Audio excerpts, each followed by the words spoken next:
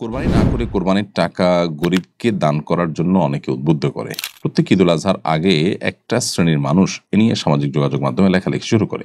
এ ধরনের চিন্তা লালন করা শরীর দৃষ্টিকোণ থেকে কেমন কাজ? কোরবানি না করে কোরবানির টাকা দান করার কথা যারা বলেন, তাদের কাছে আমাদের প্রশ্ন যে তারা যখন হোটেলে বসে অনেক টাকা, রেস্টুরেন্টে বসে অনেক টাকা খরচ করে তারা খাবার গ্রহণ করেন, আড্ডা মারেন, পার্টি করেন, দামি, দামি বার্গার খান, অন্যান্য খাবার খান। তারা কি তখন এটা মনে করেন না যে বার্গারের টাকাটা তো আমি অন্য কাজে খরচ করতে পারি। আমি চাইলে তো আ এই জায়গাটাতে আমি হালকা পাতলা কিছু খেয়েও চলতে পারি। মানে দামি কোনো কিছু খাওয়া তো জরুরি না। এত দামি রেস্টুরেন্টে এসে একটু কম দামি রেস্টুরেন্টে গেলাম। আর এই টাকাটা, অতিরিক্ত টাকাটা আমি দান করে দিলাম। এটা তারা করতে পারেন না? দেখুন, এই মানুষগুলো মানবতার ভেখধারী। আমরা বারবার বলে থাকি মানবতা এবং মানবাধিকার এটা এমন একটা মুখরোচক বিষয় যে এটার আড়ালে পশুত্বকে হার মানানো অমানবিক আচরণও আমাদের চোখে পড়ে না। সেগুলোকে ঢাকবার জন্য মূলত এই সমস্ত মুখরোচক স্লোগানগুলো দিয়ে থাকে এক শ্রেণীর মানুষ। সেটা দেশে, দেশের বাইরে সব জায়গায় আছে। যে ইসলাম আমাদেরকে কোরবানি করতে বলেছে সেই ইসলাম আমাদেরকে আল্লাহর সন্তুষ্টির জন্য গরিব দুঃখীর মুখে আহার তুলে দেওয়া, সম্পদের জাকাত দেওয়া, রমজানে ফিতরা দেওয়া, খাদ্যদান কর্মসূচিতে অংশগ্রহণ করা, নানাবিধ ভালো কাজ করার জন্য উদ্বুদ্ধ করেছে। অতএব যে কোরবানি করে সে অন্য ভালো কাজও করে, আর যে কোনোটাই আসলে করে না সে কথা বলে বেশিরভাগ ক্ষেত্রেই এবং প্রশ্ন তোলে। দেখুন, কোরবানি এমন একটা ইবাদত যে এটা না হলে গরিব ক্ষতিগ্রস্ত হবে। আমরা জানি যে গত কয়েক বছর ধরে আমাদের দেশে কোরবানির হার অনেক বেশি বেড়েছে। ২০২২ সালে কোরবানি হয়েছে প্রায় ৯০,০০০-এর বেশি গরু। ২০২৩ সালে কোটির ঘরে পৌঁছেছে, ২৪ সালে এক কোটি কয়েক হাজারে পৌঁছেছে, কয়েক হাজারে পৌঁছেছে। আর গত বছর ১ কোটি কয়েক লাখে পৌঁছেছে এবং প্রতি বছরই প্রায় ১ কোটি গরুর মতো আমাদের দেশে অলমোস্ট কোরবানি হয়ে থাকে।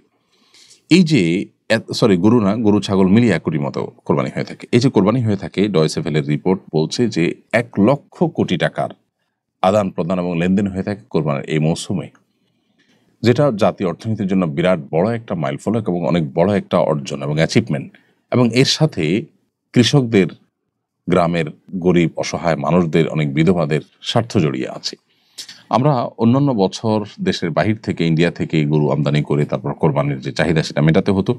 আলহামদুলিল্লাহ গত বহু বছর যাবত আমাদের দেশীয় গরু দিয়ে যথেষ্ট হচ্ছে, দেশীয় পশু দিয়ে যথেষ্ট হচ্ছে কোরবানির কাজ করা।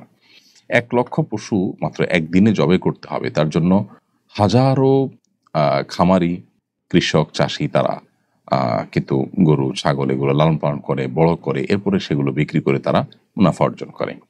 অর্থাৎ এই কোরবানিটা অনেক গরিবের স্বার্থকে রক্ষা করে। এরপর আসুন, আমিষের যে প্রয়োজন সেটি অনেক গরিব অসহায় মানুষেরা সারা বছর মেটাতে পারেন না। কোরবানি তাদের আমিষের ঘাটতি পূরণের বা আমিষের প্রয়োজন পূরণের অন্যতম সূত্র বা অন্যতম মাধ্যম। এর বাইরে কোরবানিকে ঘিরে আরো যত রকমের ব্যবসা বাণিজ্য হয়ে থাকে, খড়কুটো, তারপরে গরুর খাবার, খৈল, ভুসি, তারপরে চাটাই, কামারদের, সারা দেশে যত কামার আছে তাদের সবচেয়ে বেশি বিজনেসটা এই কোরবানির মৌসুমে হয়ে থাকে। দাও, ছুরি, বটি, ধামা এগুলো ধার দেওয়া, তৈরি করা ইত্যাদি। এরপরে কাঠের গুঁড়ি তৈরি করে সেটাতে গোশত বানানো, কসাইদের ইনকাম, বহুবিধ শ্রেণীর মানুষ, এমনকি আজকাল তরুণরা অনেকে বিভিন্ন এলাকাতে ছোট ছোট গরুর বিক্রি করার অনলাইন প্ল্যাটফর্ম, অফলাইন প্ল্যাটফর্ম বিভিন্নভাবে তারা তৈরি করে তারা বিজনেস করছে এবং তারাও উদ্যোক্তা হয়ে উঠছে। এটা যদি আরো সামনে আমরা বাড়াতে পারি তাহলে দেশের বাইরে আমরা রপ্তানি করতে পারবো। ইন্ডিয়া এবং ব্রাজিল, বহু দেশ, অস্ট্রেলিয়া, বহু দেশ তারা কিন্তু প্রচুর পরিমাণ গরুর গোশত বাইরে রপ্তানি করে। তারা কিন্তু বহু ছাগলের গোশত রপ্তানি করে। দুধ প্রচুর পরিমাণে হয়।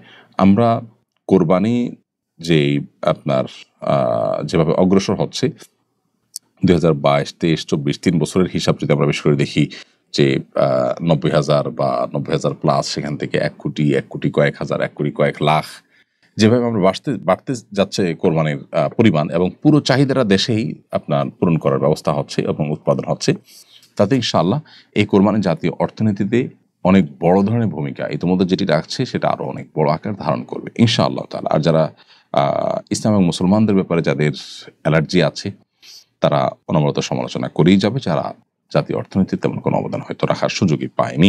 গাজায় চলমান হত্যাযজ্ঞের বিরুদ্ধে প্রতিবাদ জানানোর পর মার্কিন সিনেটের এক শুনানির থেকে বের করে দেওয়া হয়েছে আইসক্রিম কোম্পানি বেন অ্যান্ড জেরির সহ-প্রতিষ্ঠাতা অধিকার কর্মী বেন কোহেনকে।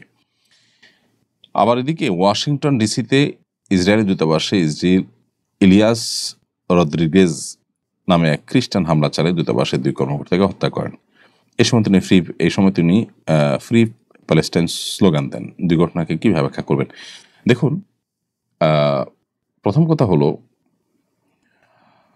ফিলিস্তিন ইস্যুতে এবং গাজা ইস্যুতে গোটা পৃথিবীর তথাকথিত সভ্য অংশের মুখোশ খসে পড়ে গেছে অনেক আগেই।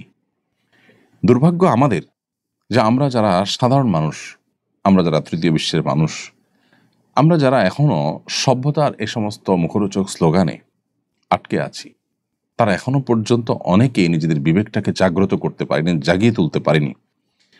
আমরা ওদের দেয়া ন্যারেটিভকে অন্ধের মতো বিশ্বাস করি এবং সেটার পেছনে আমরা ছুটে বেড়াই। ওরা যখন বলে যে আমাদের ফ্যামিলি প্ল্যানিং করতে হবে, আমরা তখন সেটা করতে শুরু করে দিই। ওরা যখন আমাদেরকে বলে অল্প বয়সে বিবাহ রোধ করতে হবে, আমরা সেটা শুরু করে দেই। ওরা যখন বলে যে আমাদের